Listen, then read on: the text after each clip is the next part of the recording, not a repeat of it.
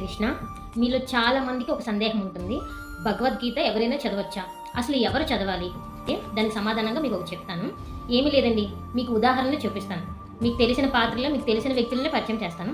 అది ఎందులోనూ లేదు, భగవద్గీతలోనే ఉంది. 4 పాత్రలు, 4 వ్యక్తులు. ఒకటి ఆంజనేయ స్వామి, తర్వాత ఏమించి అర్జునుడు అండ్ ధృతరాష్ట్రుడు, అండ్ అలాగే చివరి వ్యక్తి ఎవరంటే సంజయుడు అనమాట.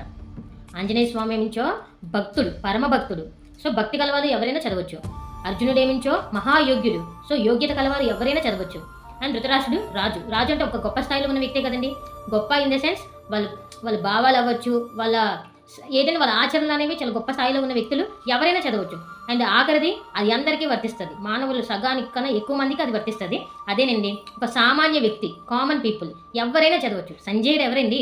ఒక రాజు కాదు, అలాగని ఒక యోగ్యుడు కాదు, ఎవరు కాదు, కానీ ఒక సామాన్యమైన వ్యక్తి. సామాన్యమైన వ్యక్తి అయినా సరే ఇంద్రియ నిగ్రహాన్ని తన అదుపులో ఉంచుకోవాలని ప్రయత్నించిన వ్యక్తి కాబట్టి సంజయ్ కూడా వినొచ్చు. సో మనం కూడా మన ఇంద్రియ నిగ్రహాలన్నీ మన అదుపులో ఉంచుకోవాలంటే సామాన్యమైన వ్యక్తిగా మనం భగవద్గీత చదవచ్చు. సో సామాన్యమైన ప్రజలు ఎవరైనా చదవచ్చు. సో ఇంద్రియ నిగ్రహం అంటే ఏంటనేది అది ఇంకొక వీడియోలో చెప్తాను. ముందు చాప్టర్లు వెళ్ళే కొద్ది ఈ రోజుకైతే మీకు వచ్చే సందేహం తొలగిందని కోరుకుంటున్నాను. కామన్ పీపుల్ ఎవరైనా చదవచ్చండి. హరే కృష్ణ.